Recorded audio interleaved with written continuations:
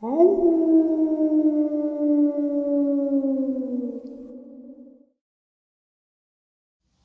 greetings and salutations, everyone. I do hope everyone is still doing well, and welcome to tonight's second half. Before we jump into it, a couple quick links. As many of you know, I rely on Patreon, PayPal, channel membership, and the merch to help the channel to continue to grow and go. Links to Patreon, PayPal, and channel membership is in the description below. Merch displayed directly under the video. Also, Dogman Frightening Encounters, Volume 1 through 3, the audiobook versions. They were written and researched by Tom Lyons, narrated and produced by me, Jeff Nadolny.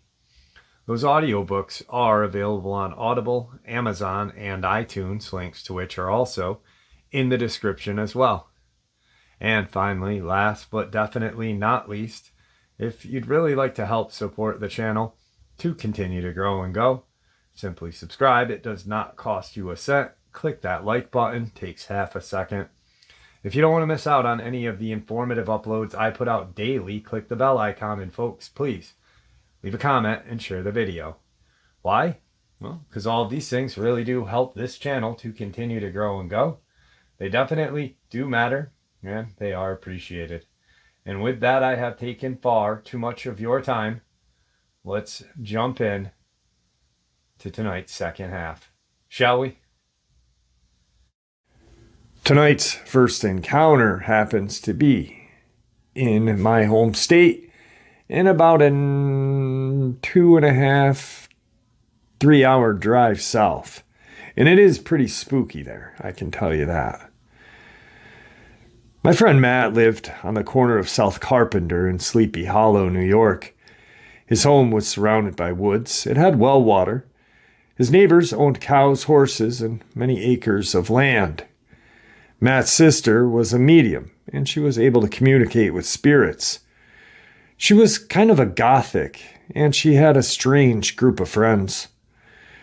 During one birthday party, a group of goths came back terrified. They said they had seen a witch in the woods. At first, they saw an old lady from the distance, and it seemed like she was lost and looking for something. They approached her, eager to help. They stepped closer and went to reach for her shoulder, and she began to laugh. She turned around and petrified the group. Most of the people thought the group was lying, but Matt knew his sister could tell that the kids were serious. They were actually scared, and the forest they were in was a labyrinth of spooky trees and definitely easy to get turned around in. Later that year, this is what occurred. Matt, Bill, and I were hiking during the winter months. There was no snow on the ground, but the air was sure crisp. We were bundled up and didn't plan to go too far, but of course we followed the trail, and it led us to a place we could have never imagined. I was following Matt, but he was not the best with directions. We were in a thick forest that we had never explored before. So we continued trekking, searching desperately for some familiar territory. It's getting dark now, and finally we heard cars. We made it to the road and saw it was Sleepy Hollow. I thought it was kind of funny and antagonized Bill and Matt about the Headless Horseman. But they were younger than I and started to cry. They were scared. It should have been straightforward to make it back to the house using the roads, but sadly we didn't make the best decisions. Matt was oblivious to the surrounding streets and directions. He was clueless about how to get back. I remember the route my dad used very vaguely and attempted to lead us back. There were no sidewalks, so we began to walk in a ditch alongside the forest.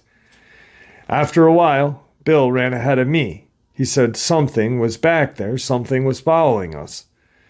I didn't really believe him, and I stopped walking. I looked back and saw that he was definitely not lying. There was some kind of black, upright canine just walking behind us. We started to jog, and so did the creature. Matt and Bill were faster than me.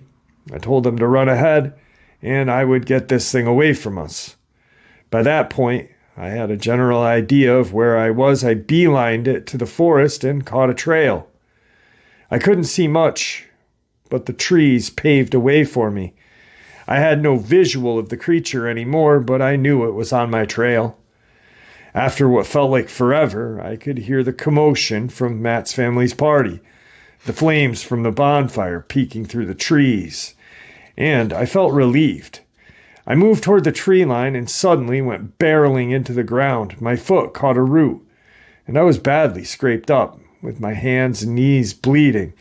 I rolled over in slow motion, and my life flashed before my eyes.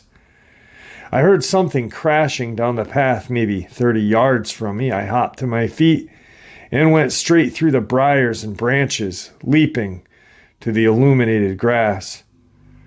I made it to the fire, and the creature luckily left the darkness. Matt and Bill were already sitting in their mom's lap telling them a story. My parents were happy to see that I was still alive, but not surprised at all. The adults saw my wounds and gasped. I told them some creature had got me. Years later, my friend Alex moved nearby. He had 2 encounters with this creature, wolfman, whatever you want to call it. Once he and his 2 sisters saw a large lichen creature cross the road and scale a deep hill within seconds. His other encounter was with me. We saw a pair of eyes out on his patio in the woods, just outside the woods. It was the scariest night of my life, and I will never sleep there again. We tried to sleep in the basement, but we had to go upstairs because we were both too freaked out.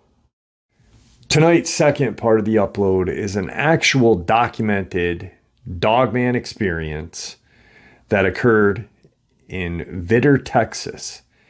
It was documented by the Orange County Historical Society back in 1978. And here that is. Vitter, Texas residents call a 6 feet with long shaggy hair and muscular canine body a werewolf. An elusive figure roams the night, clawing at window screens, howling and yelping like a wounded dog. Killer creature stalks Vitter area, Vitter, Texas. 20-year-old Bobby Bussinger got brave Monday night and decided to confront what North Tram Road residents were calling a werewolf. By the light of the full moon, he took his 12-gauge shotgun and walked to the back edge of his cleared lot. To his surprise, the erect form described to be taller than 6 feet with long, shaggy hair and a muscular body did not scare. It came toward him. He shot in a panic as he turned and ran back toward his home. He barely made it, he said. He then called the sheriff's office. Bobby and his 18-year-old wife Becky had lived at that house at 3925 North Tram Road for 14 weeks. It was owned by her father. The couple had only been married for a short time. They moved there 2 weeks after the wedding. Bussinger works as a laborer for a construction crew at the Goodyear Synthetic Rubber Company near Beaumont. They knew when they moved into that area that previous tenants left because of strange occurrences during the night. An elusive figure roams the night, clawing at window screens, howling and yelping like a wounded dog. It wasn't that bad at first, Becky said, from the safety of her parents' Beaumont home. But Sunday night, Deputy Sheriff Jack Reeves picks up the story. It was Reeves who responded at 11:30 p.m. to a prowler call. The Bussingers told him that Sunday night 3 of their dogs were believed killed. The hindquarters of 2 were maimed, and the dogs were killed. 1 is missing. All 3 are puppies of mixed bred. Part of the 8 dogs and a young couple kept on the property. Monday night after sundown, as the moon moved into a full phase, they heard a commotion like a good-sized dog fight, Reeves said. There was banging on the walls of the house, rapping on the windows, heavy footfalls outside, and an eerie barking and yelping filled the air. That is a historic, documented Dogman case. I have at my disposal probably a stack of paper that I compiled of old news articles documenting Dogman, Bigfoot, feral human. I did actually narrate all of these cases. For some reason, they weren't as popular as I thought they were going to be. I'd love to do it again because it is historical, you know. And it just goes to show that these things have been bothering humanity for hundreds, perhaps thousands of years, you know. I have a news article going back to like 1638 or 83. So, I mean, these things are real. Today's third encounter. I usually walk on a trail near my home in Massachusetts, South Shore, between Boston and Cape Cod. I don't know if this particular place has a name. I usually felt safe, even as a woman hiking alone. I had grown up in this area, and it's not like it's the city or anything. A few months ago, on a weekday late afternoon, I was walking along this trail. First, it had just started sprinkling, but then it came pouring down with thunder and lightning as well. I was more afraid of the lightning than anything. It was too far to run back to where I was parked, so there was a lot of giant rocks in the area. I saw this rock overhang off to the right of the trail on a hill. It was hollowed behind it, a small cave or something. I was not about to go into the cave, but I thought I'd at least stand under the overhang and not get wet. So I'm standing there waiting for this rain to slow down. I just had a feeling like something was watching me because the hair on the back of my neck started to raise. I felt compelled to turn around and look behind me into the darkness of this cave. At first, I didn't see anything. There are no bear or wolves in this area. If something was living in that cave, it was probably a small animal. At least, that's what I told myself. But when I was staring into that darkness, I saw a shadow shift. I knew something was in there. It didn't look like it could be very big, although at the time I couldn't really see much. The rain still coming down in sheets and the sky had gotten really dark. I stood watching the lightning strikes, and a few of them were pretty close. But between the loud thunderclaps, I heard it. There was a nasty sound, like a wet sound of something eating and lip smacking. I turned around to look in there, but I still couldn't see what it was. Then this putrid stench hit me. I guess the wind changed. It smelled rancid, like a dead raccoon on the side of the road. It made me gag instantly. I turned back to the woods to see if there may be another overhang a short distance away. It was obvious that there was some kind of animal eating another dead animal in this cave, and I just wanted to put some distance between me and it. I took another couple steps away from the cave, and now I'm getting wet from the rain. I didn't see any other place to go. Then all at once, I heard a sound behind me, like rocks clattering. I turned around to look.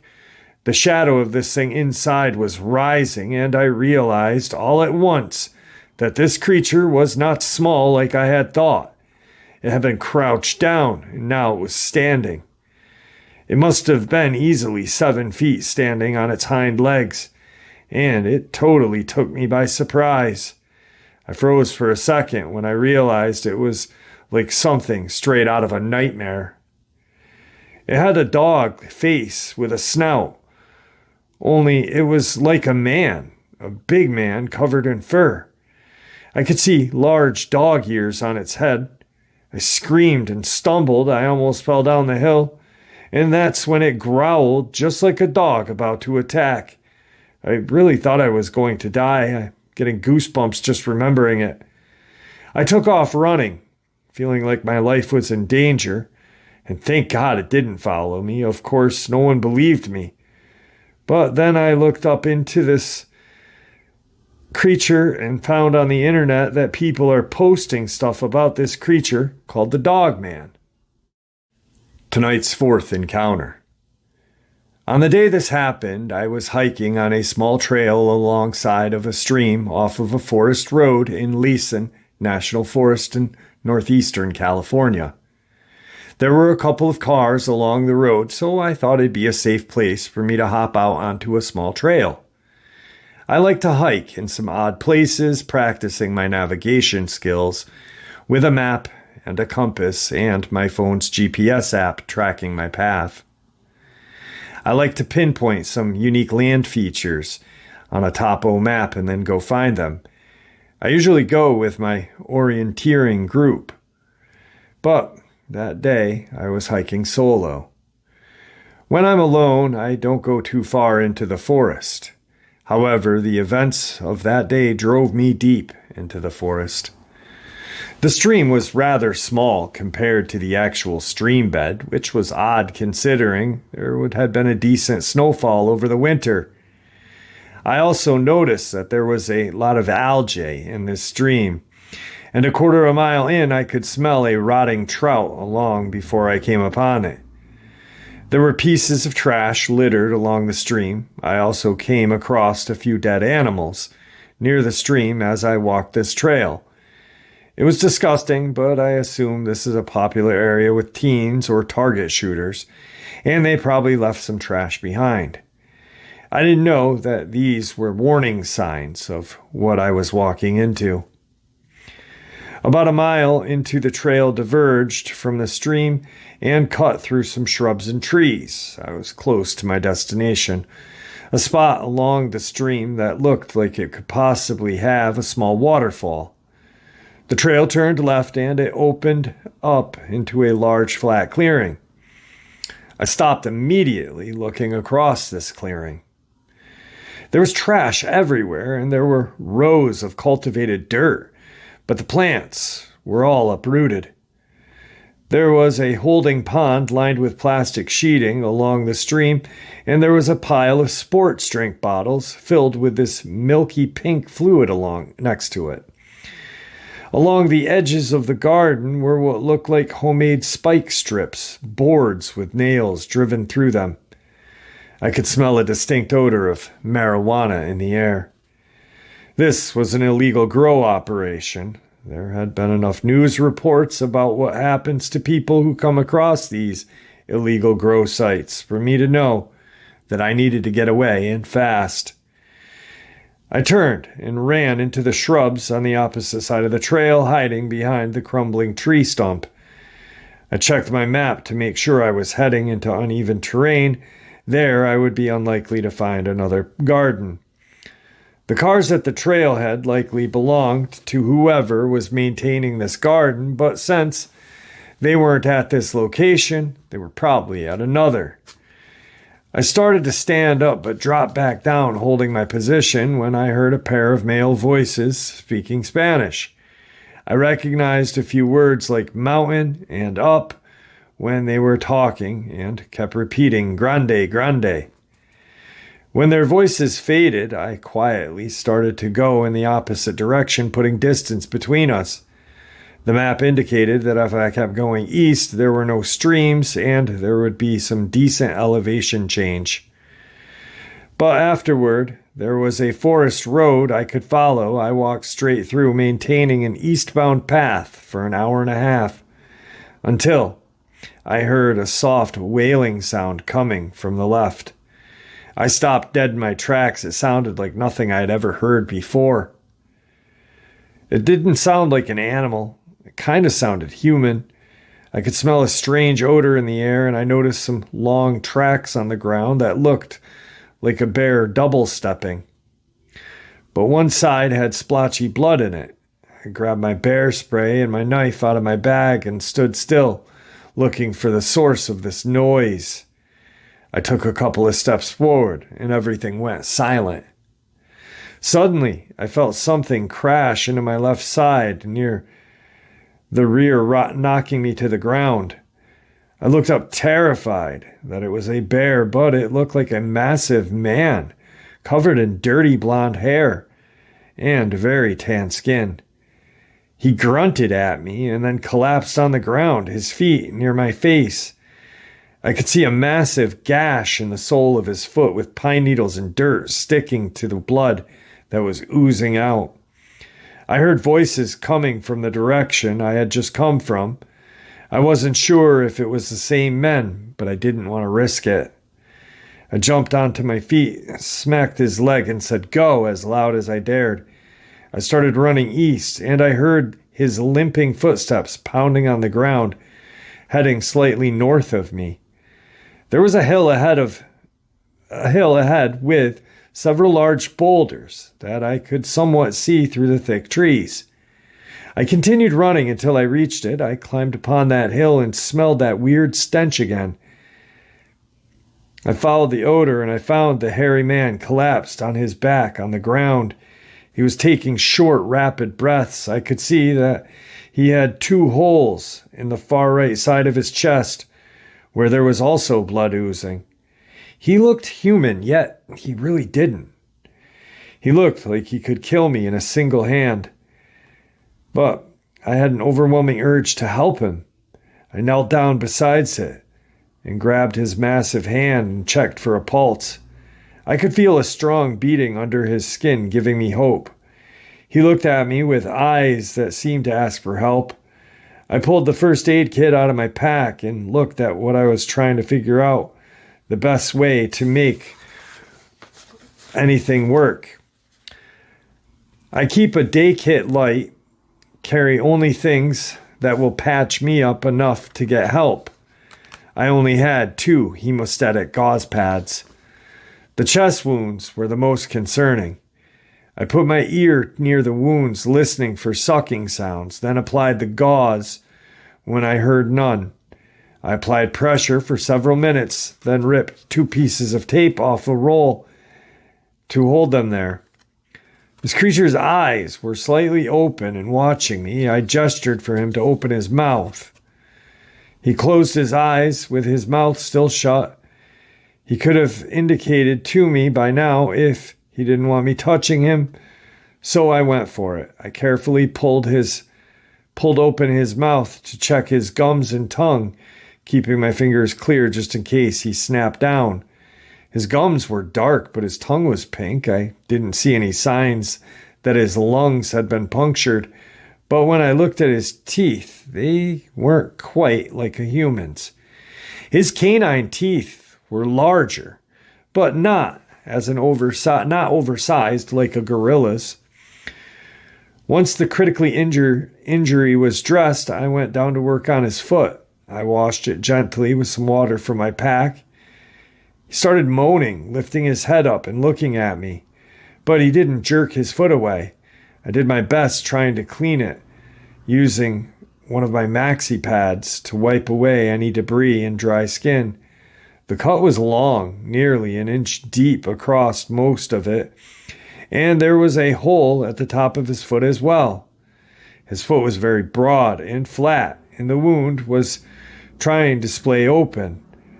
I filled the cut with ointment and used the tape to make a massive butterfly strip to pull the 2 sides of the wound together, leaving drainage gaps between the strips. I left the hole on top uncovered to serve as a drainage as well. I then took my last maxi pad and strapped it to the bottom of his foot, almost like a sandal, using the tape across the top. I looked back up at his face and I could see a small trickle of blood running on the ground by his head. I had missed a wound someplace. I went back to his side and pulled his arm, hoping he would get the idea to roll over. He was far too heavy for me to roll over without help. Finally, he rolled onto his side and I found 2 jagged exit wounds on his back, about the size of my thumb. I didn't have much in that first aid kit, but I still had some tampons. I opened one of the tampon packages and pulled out the applicator and about an inch deep and inserted the tampon, leaving about a third of it outside of his body. I repeated this in the other hole, and then pulled his arm to get him to his back to keep pressure on these tampons. Once he was flat again, he closed his eyes and his breathing slowed down. The creature seemed to be sleeping. I stayed there watching him for a couple of minutes, cleaning up my trash when I heard shots in the distance. I needed to get down to where I could find help, but I couldn't leave him exposed. My cell phone didn't have service at this point, so I needed to get down to that road. I didn't think it was likely whoever was shooting that gun would come up the hill, but I gathered up a few branches I could find to cover him up, and hopefully he would stay sleeping until I could come back. I started down the hill on the eastern side, heading toward that forest road. Once I hit the flat dirt, I ran south until I saw a truck heading down the road towards me. I could see a light bar on top, and I felt relieved at this point. I knew I was safe. A ranger pulled up to me, and I broke down. I knew I couldn't come right out and talk about this Sasquatch. Instead, I told the ranger about the illegal grow operation, and I said that I saw a severely wounded bear with young cubs they had shot. It was a lie, but I needed him to go back with me and check. And he definitely probably wouldn't believe me if I told him about the Sasquatch. We drove back to that hill, and we ascended where I had hid him. The ranger was following close behind me with his gun drawn. The ranger wanted me to follow behind. I wanted to make sure I was the first face this creature saw. He likely wouldn't survive another gunshot wound, and if he slammed into the ranger as he did to me, the ranger was likely to shoot him. When I was able to see the top of the hill, I could see the branches, but he was gone. The blood from his back was still there, but the branches I had covered him were arranged into an X on that ground. It's been 6 years since that day, but I still feel like it was yesterday. Since I didn't see him get his injuries, I'll never know for certain what happened.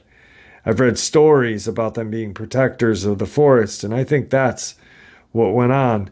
These illegal growers divert water from streams to grow their weed, and their camping garbage brings a lot of wildlife to their gardens.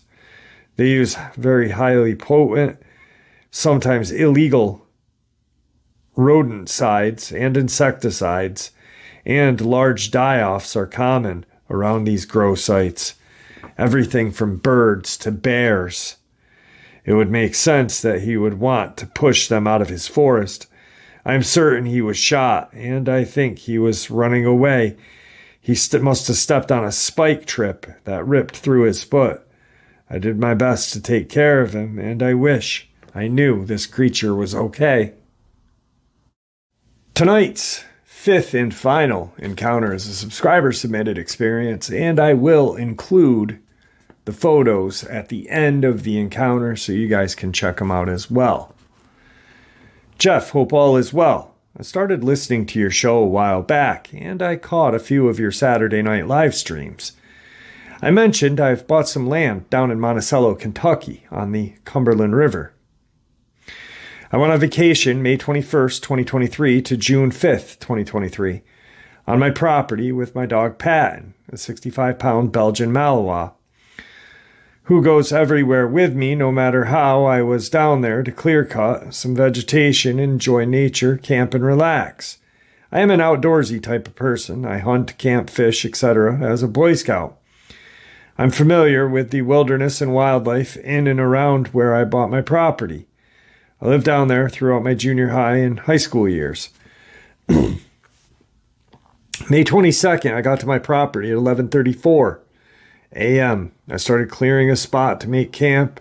I got some fallen trees cut up for firewood. At around 1700, I started setting camp up. After about a half an hour, I was tired from the weed-eating thick vegetation. At 1800, I let Patton out of his crate and went for a walk with him down a dirt road. Mind you, my property is undeveloped land. We walked a couple of miles and then back to camp. Started dinner, fed and watered Patton, got ready to settle down for the evening to listen to some sounds of nature.